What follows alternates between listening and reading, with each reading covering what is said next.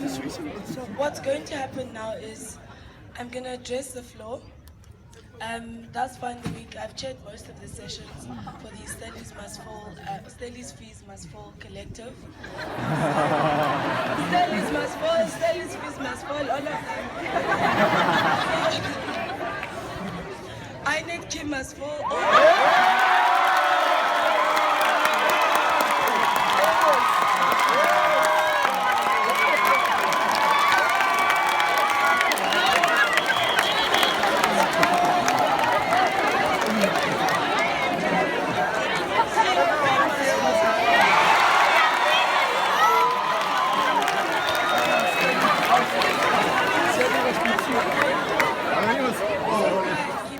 Because my voice is literally gone. I've screamed and I've screamed and I've screamed this week.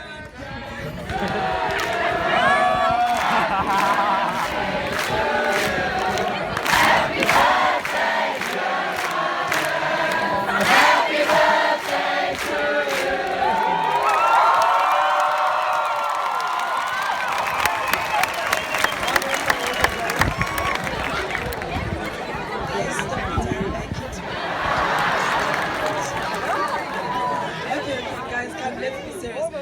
If there was light, you'd see that I was blushing, but let's okay, guys. To the more important matters of this evening. Guys, when this week started out, the Stellies Fees Must Fall collective set out to disrupt this campus. There was a lot of misunderstanding amongst the students and amongst the public as to why we were doing what we were doing and what all of this was about, okay?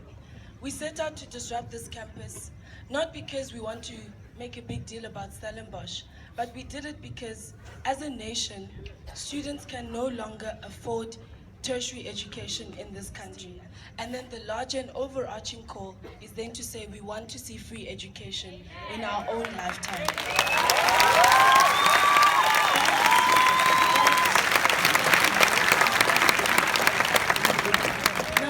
We agree that it's feasible or not, the truth is the numbers have been done.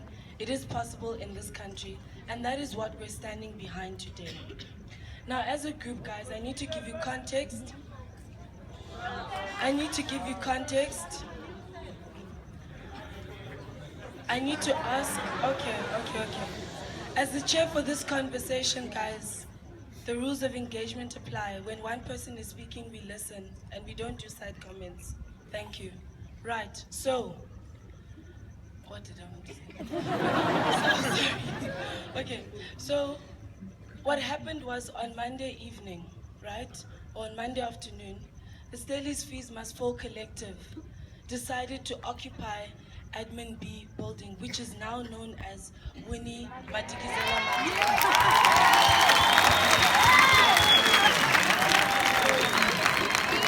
And I know for a lot of you, it's going to feel like a long story, but I need you people to really listen to the context of the entire build-up of this week, so you understand what needs to happen tomorrow on this campus and why it needs to happen, okay? So on Monday afternoon, Winnie Mandela building was occupied by some students, part of the Stellies Fees Must Fall collective. We occupied that building. We were very responsible in our occupation. No property was damaged. I myself was amongst the students that washed every teacup that we drank coffee out of. We cleaned the floors, we swept up, we made sure the place was spick and span at any point in time. At 4:07 on Tuesday morning, we then received an interdict from the university, and that was served to us by the sheriff. To summarize, the terms of the interdict was that the students needed to evict Winnie Mandela building within 30 minutes of being served that interdict. Okay, so we had 30 minutes to evacuate, and if we didn't evacuate within 30 minutes, then the sheriff had the right to evict us from that building.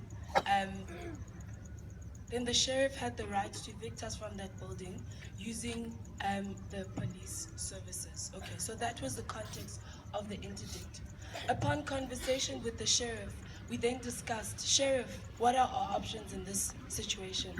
And so the options came down to two things.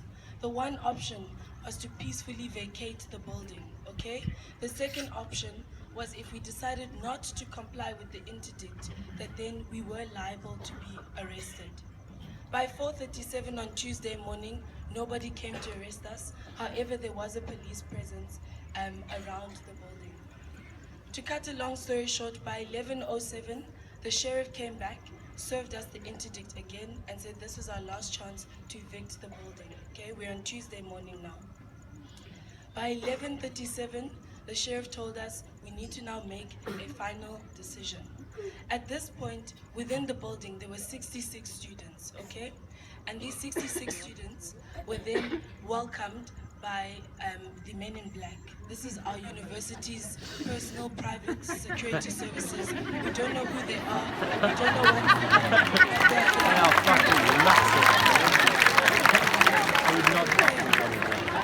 And just by the way, the men in black must fall.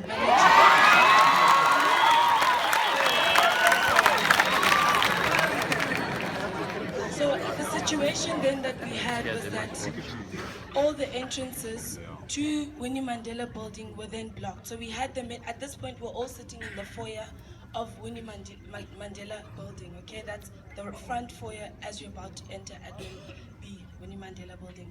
And so we had our men in black blockade us in the front. And then we had the riot police enter the building from wherever they entered, which meant that in front of us was the men in black, behind us was our dear friends, the riot police, who, by the way, are still spying on us somewhere. In any case, we then had a conversation with the sheriff and the police, and we said to them, in this case, what are our options? Our options, again, were repeated to us. A, peacefully vacate the building. B, you can then be arrested.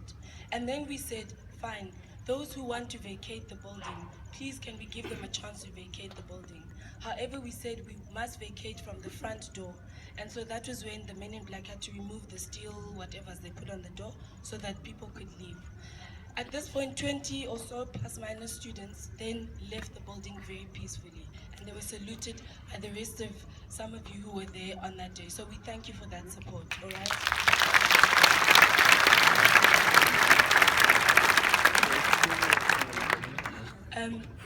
Once these students left, the rest of us, the 44 of us or 46 of us that were left in the building, then said to the police, we are not willing to vacate this building. However, we will hand ourselves over for a peaceful arrest. At this point, we all said, Nancy Tata, take us, we are ready to be arrested. The police refused to arrest us and instead resorted to violence against us. And I need you guys to understand why this is a problem, okay? There were male and female students within this building. If the riot police were coming in on an interdict to evict us from the building, and we made a decision that we did not want to evict, the only other option was to arrest us, but they did not arrest us. They came in with their plastic shields and those things, and then they came and they were beating people, they were shoving and pushing people out. I myself personally had to remove a girl whose neck was between two of those shields. There are some of our comrades here who have scratches from those shields going from their faces down their arms because the police were using the edges of their shields to scrape against people. This is the extent of police brutality that this university has sanctioned against its own students. That is a problem. That is a problem.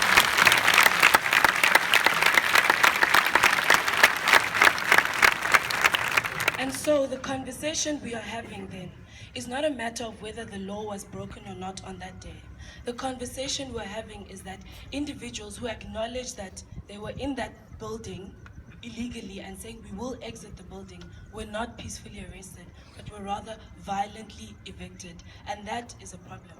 And so, members of the House, from that moment on, once we were then violently evicted from the building, males and females alike being beaten, strangled, injured by the police, once we were evicted, we then decided there is no way that we can have a conversation with this university's management about the fees falling if that interdict is not removed. There is no way we can have a conversation in good faith as long as the university has chosen to go to a court and serve an interdict on students and at the same time inflict violent injustice upon us. So at this stage, this is now Tuesday afternoon, the students decided after evicting Winnie Mandela building, we were then going to occupy another building on this campus because clearly management did not understand how serious we were. On Tuesday afternoon, we then occupied what was previously known as the Wilcox building. It has now been renamed to the Lovelyn Nwadeyi building.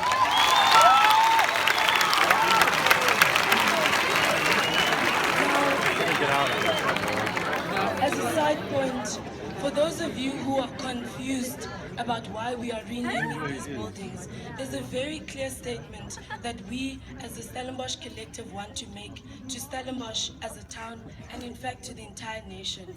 We want to make sure that women in this country are respected and acknowledged in positions.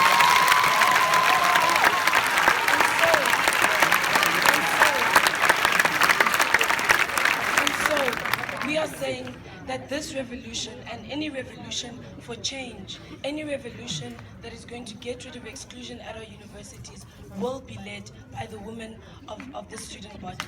That is the decision. So, on Tuesday afternoon, we occupied the Lovelyn Nwadeyi building. We had student presence there, and I must say at this point, we did receive a lot of support from the members of staff who came to donate food, tea, coffee, toilet paper, guanto, everything. So can we just acknowledge the members of staff?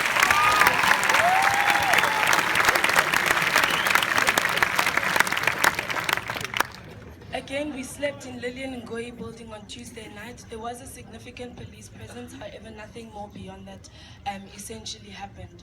On Wednesday, we then continued with the planned disruptions that we had for the campus. We began on Wednesday morning by disrupting some of our streets, so we disrupted a bit on Merriman, blocked off the traffic as a collective. All of this was very peaceful, so none of us were carrying weapons or arms.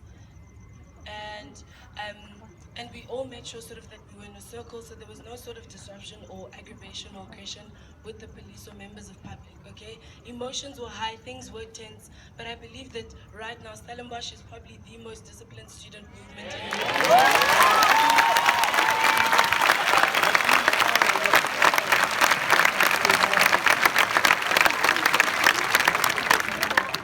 On Wednesday afternoon, there was a march that was scheduled by the SRC prior to all the happenings in this week.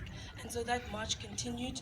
I'm sure we're all aware of what happened, so I don't need to go into the details of that. Most of us were here Wednesday afternoon when we had the conversation. Essentially, guys, what we have demanded from this university is that we want management to address us. We are sick of having only Professor Niku Koopman come and talk to us and say the same things over and over, okay? So we have demanded that the entire Rector's management team needs to address us as students. And before any conversation can happen about fee increases or no fee increases, that interdict must be dropped. And this university must apologize for the use of violence against its students.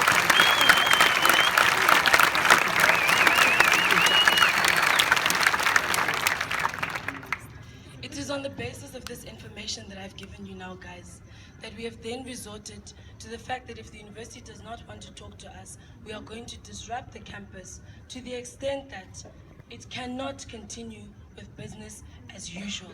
And that's the decision that we've made. Now, I know that for a lot of you, this is very weird because you feel your classes are being affected, your exams, your tests and things are being affected. And we respect that and we acknowledge that.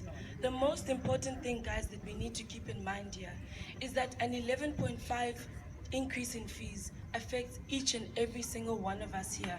And so, if we're going to benefit from this, let us all benefit, right? And if we are going to suffer from this, then let us all suffer.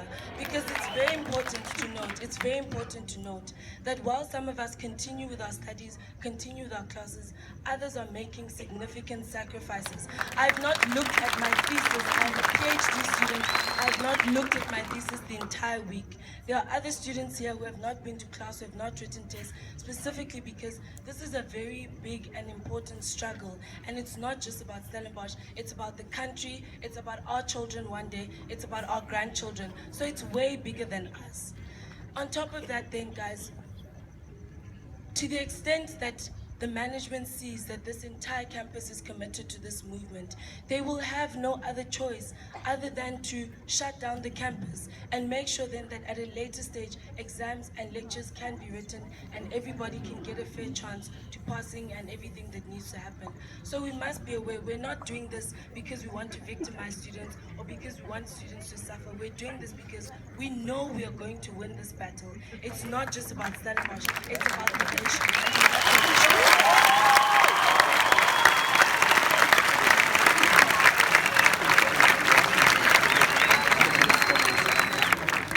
So as a final point, yesterday, was it yesterday, guys? Everything feels so long. We haven't slept in so long. So yesterday, when the Tygerberg student delegation was here, they then asked that the Stellenbosch Collective send a group of students to assist them on their own campus to do a march because they have very little numbers and there's quite a high level of complacency on that campus. And so today, I can proudly announce to you that we conducted a successful disruption at Tygerberg campus.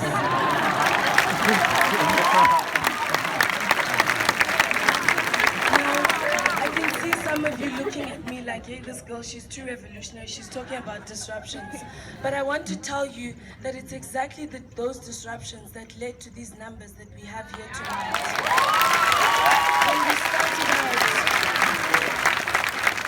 When we started out this evening, right? We started out and we disrupted at the engineering building, we disrupted in the Nielsen. People gave up, they're like, okay, if we can't beat them, let's join them. And that's why we have all of you here. And I want to say, because I know a lot of you think this movement has been violent because you're being fed lies by the media and your parents. So I need to tell you something. If violence has been inflicted against me and other students here, we have not been violent in this movement. And as you can see from tonight, this is not a violent movement. This is about saying education needs to be accessible and affordable in our lifetime, guys. That is the point. That is our focus in this conversation. So there are 3 demands that we are making to management tonight and every other night of this week. 3 demands that we are making. And you see there on top of that light, if you can just look at that pole, you see that red light? I think that red light, management is listening.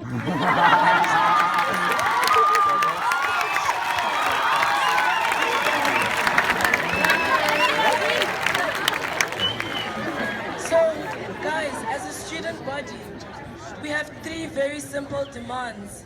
The interdict against students participating in any protest action in this time must be dropped. That's the first thing. This must fall and be dropped, same thing. The second request that we're making is that there shall be no fee increase in the upcoming year. That is the demand that we are making. And the third demand that we are making is that then with the disruption of academic activities, that the university will accommodate and make opportunity for those who need to write, submit exams, submit tests, submit assignments, make concession for them, because this was not just a small little caucus, this was a big thing, it was a big deal for the nation, and everyone's going to benefit. So those are the 3 simple requests we are making. And we need to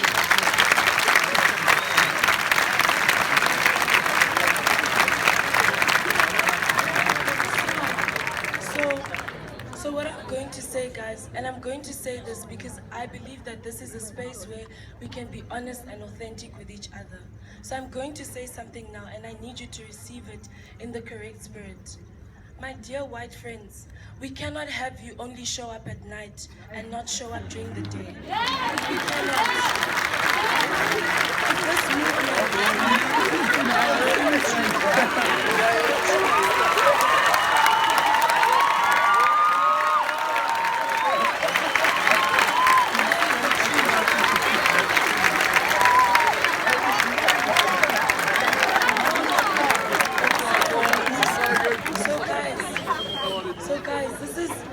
This truth about what I'm saying. Tomorrow, Friday, is the last day of the week, and it's probably going to be our last opportunity to really make a clear statement and force management to accept the terms and conditions that we have given them. So we need this turnout. We need this turnout for them to take us seriously. We can no longer just be seen as a group of noisy and lazy black students. It's not acceptable anymore. It's not acceptable.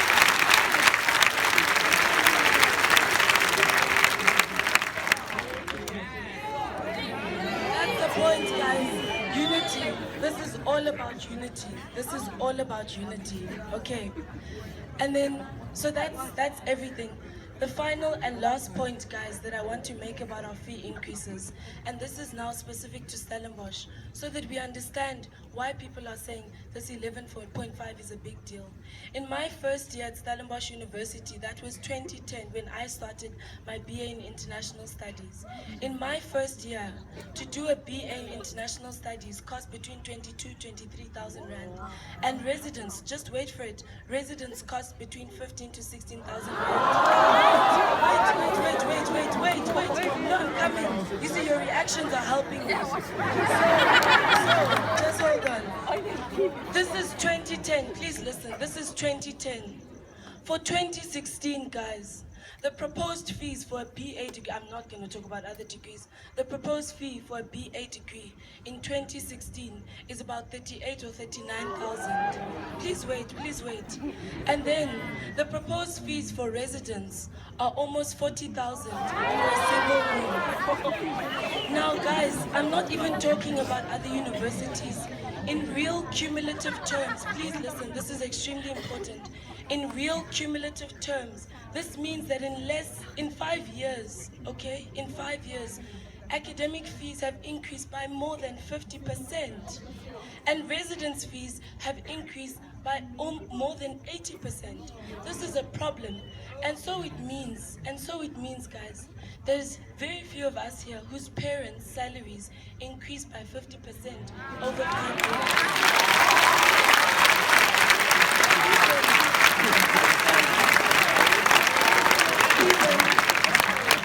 Even those of us who have trust funds, the interest you will gain on a trust fund over 4 or 5 years doesn't even reach 50%, okay? So the cumulative rate at which the fees at this specific university are increasing are becoming ridiculous.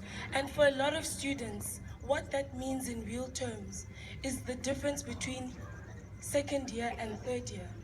It's the difference between finishing your degree and moving into postgrad honors or for accounting or honors for something else or masters. It is a massive difference, guys. And that is why the struggle is so important and the struggle is so real. That's just on a very personal level.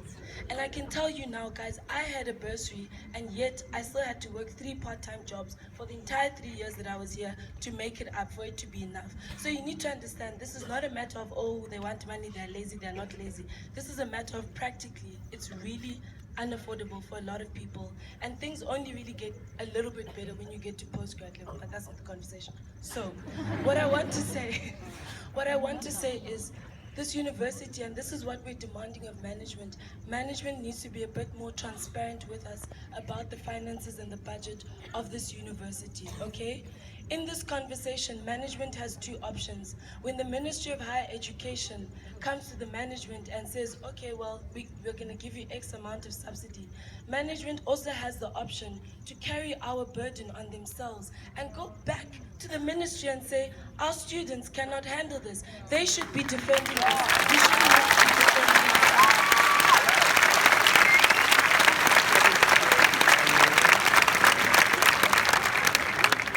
Option that management has is to then look at the alternative income streams that they do have, to look at those alternative income streams and say, how can we redirect that to lessen the burden on our students? Right now, in this situation, as cogs in the machine, we are actually just becoming victims, and that is a huge problem. At a recent student parliament meeting, it was made clear to this university, to us as students, that the government subsidy might have decreased to Stellenbosch University, but the main reason for that is because alternative income streams, private donations, whatever, #Broederbond, all that money, yes, I'm going to say it, all that money has increased, those contributions have increased, and that's why our university university can be registering 1.5 billion surpluses. Why can they not use that to look after us? Why can they not use the money directed to security and men in black to cover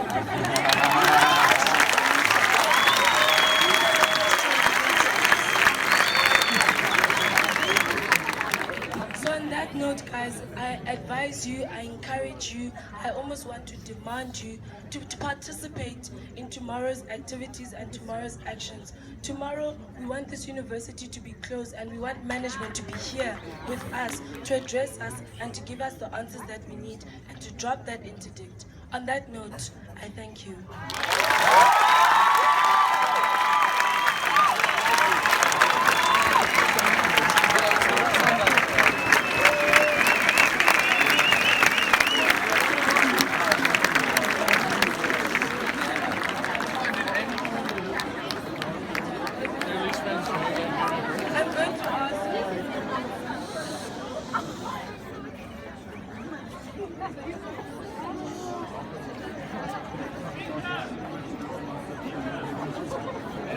Can we have a song?